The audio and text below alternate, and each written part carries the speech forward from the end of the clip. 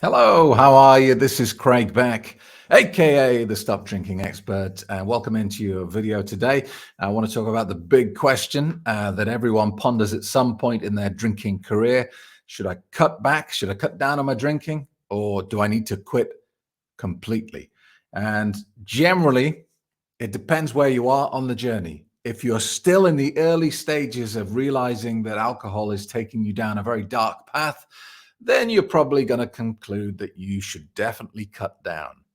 But initially, it seems so distorted to consider a life with no alcohol at all. It seems impossible to consider that you might have to quit drinking completely.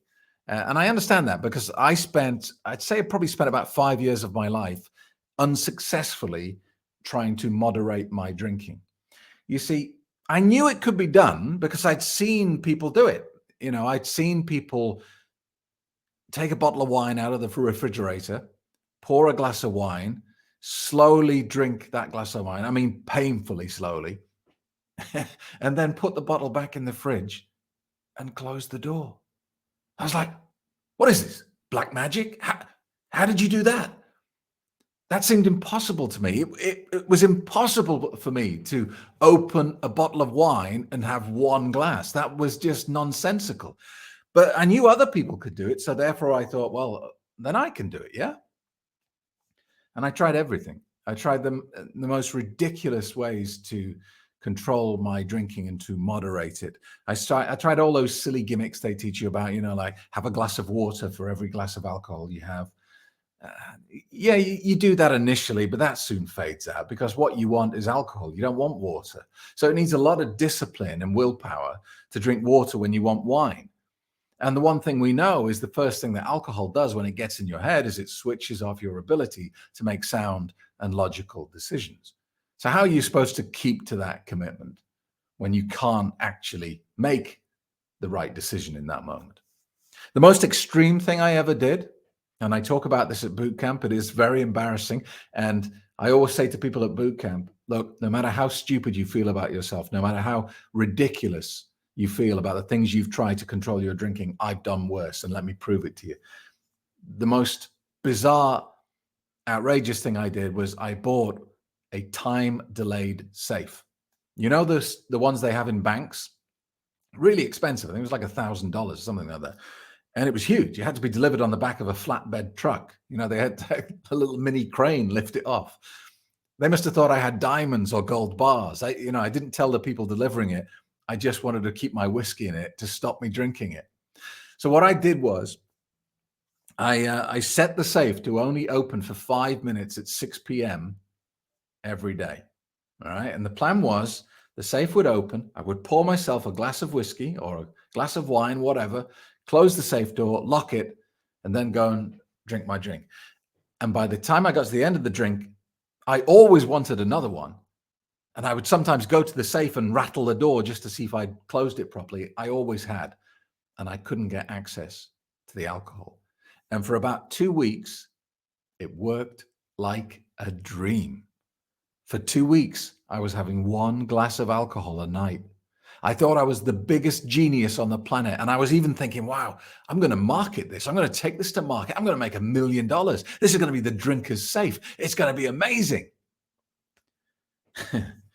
And then one night at work, I was just putting my coat on, leaving the office, 5:30, already looking forward to that glass of whiskey that I had in the safe. And my boss called from his office. Hey, Craig, you got a minute? And I was thinking, I've got literally a minute. Yeah. So I went into his office and he talked and he talked and he said, oh, I want you to work on this project. And do you think you could do this for me? And I was like, yeah, anything you want, I'll do it. Anything. It doesn't matter what it is. I'll do it. Can I go? Can I go now, please? And by the time he finished with me, it was like 10 to 6. I was thinking, if there's absolutely no traffic, I might just make it. Got in my car, turned out the office building lot, traffic everywhere.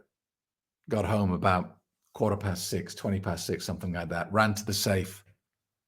The kids are like, hi, Daddy. I'm like, not now. Went to the safe, locked, and would remain locked for another 24 hours.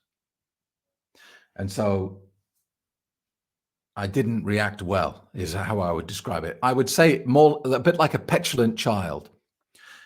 I was furious. I was furious, and it felt so unfair. I felt like I'd been denied my only pleasure by circumstance. And so what did I do? I got in my car, I went to the liquor store, and I bought a bottle of whiskey, and I drank half of it. And in that moment, that $1,000 safe became a $1,000 lump of metal.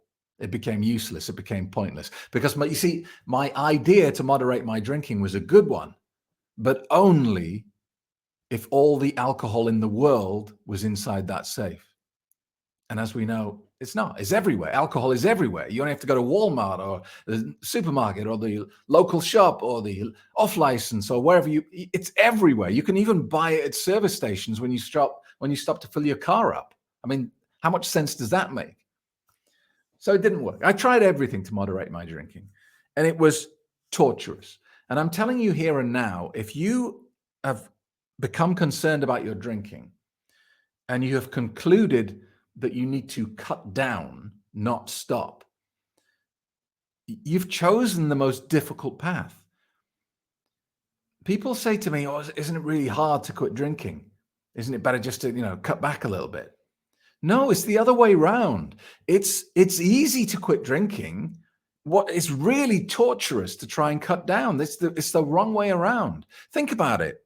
It's like buying a chocolate cake and put it in the refrigerator and then telling yourself that you're only allowed to have a tiny little piece once a day. You're just going to drive yourself crazy.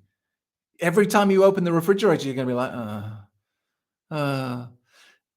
and that's what happens when you try and cut down on your drinking. You spend all day thinking, "Oh, I'm allowed one beer tonight and one glass of wine. All right, so when shall I have them? Well, I think I'll have the beer at 6 o'clock, and then I'll try and hold back, and I'll have the glass of wine with my meal at 8 o'clock.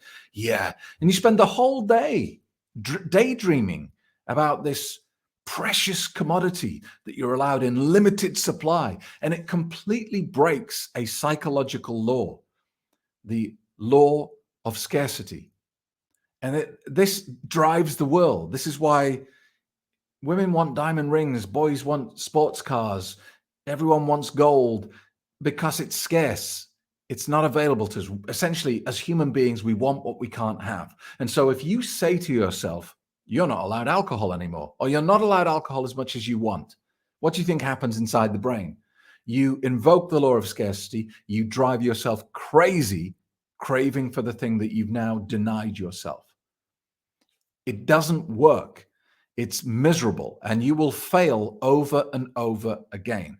What I'm attempting to prove to you in my Stop Drinking course is that by comparison, quitting drinking completely is a walk in the park. It's so much easier because it's clean. It's black and white. Alcohol is not a part of your life. As simple as that. In the same way that heroin is not a part of your life or cocaine is not a part of your life. You don't, if you're not a user of cocaine, you don't go around thinking about cocaine all the time.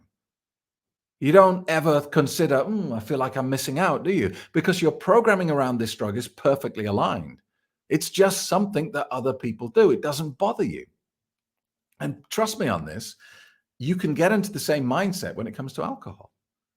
Once you get this mindset and your belief structure sorted, you can walk about in our weird, twisted world where alcohol is everywhere and be blasé about it. Be like, "Oh, yeah, loads of people drinking. Why would that bother me?" You never stop to consider, "Oh, I wish I could join them." Or you never feel like you're missing out because your mindset is now so perfectly aligned and so solid that you think of alcohol in the same way that you would think about if you saw a bunch of people all huddled round sniffing glue. You probably wouldn't look at them and go, "I feel like I'm missing out." You'd look at them and go, "What a bunch of idiots. Why are they doing that to themselves?" And it's a beautiful feeling when you walk into a bar with your sobriety intact and someone offers you a drink and you say no because you genuinely don't want to put that in your body. That is a beautiful moment. And sometimes when they press you, they say, oh, go on, just have one. It sounds so ridiculous. You're like, why would I want to have one? Why would I want any of that? And that's when you're in a really beautiful place. And if you're currently in the loop of alcohol addiction, if you're currently problem drinking on a daily basis, I know what I've just described to you seems impossible. It seems like I'm making it up. Maybe I'm just saying this to try and sell you some sort of course or something. Trust me, find anyone who's gone sober and has chalked up 6 months, 1 year, 2 year, 3, anyone who's done an extended period without alcohol in their life at all, and ask them how good it feels. They won't be able to find the words to adequately describe it to you. So that's what I'm encouraging you to do. If you are at the point where you're still questioning your drinking, by all means, try and cut back. But look, I guarantee you, you'll be back here at some point, because the chance of you succeeding is pretty much as close to zero as it gets if you've already established yourself as a problem drinker. It is a utopian dream to think that you will be able to arrest control and return to the normal social drinking gang, but it virtually never happens. So I hope that helps. Thank you so much for watching, and I will see you in the next video. If you're new, you know what to do. Click the subscribe button, ring the bell, and pop your comments below. How many times have you tried to cut down on your drinking and it not worked out? I'd love to know how many attempts you've made at that. Let me know in the comments below. Thanks a lot. See you soon. Thank you for watching. Before you leave, click that subscribe button and ring the bell so you get a notification when I next make a video. And if you're ready to take action on your drinking, go to stopdrinkingexpert.com. You'll find lots of free help and resources. And of course, the world's most successful and respected quit drinking program. Easy for me to say, but do your own research, and the story is the same no matter where you look. Proven Expert rates us 5 stars, excellent, from 1,566 verified reviews. Trustpilot says the same, 5 stars, from 1,450 verified reviews. Reviews.io, 5 stars. It's the same everywhere you look. So if you want something that actually works, sign up for today's free quit drinking webinar. Book your place, and you'll even get a copy of my best-selling book, Alcohol Lied to Me, as a free gift just for turning up. Remember, the best time to have quit drinking was 10 years ago. The next best time is right now.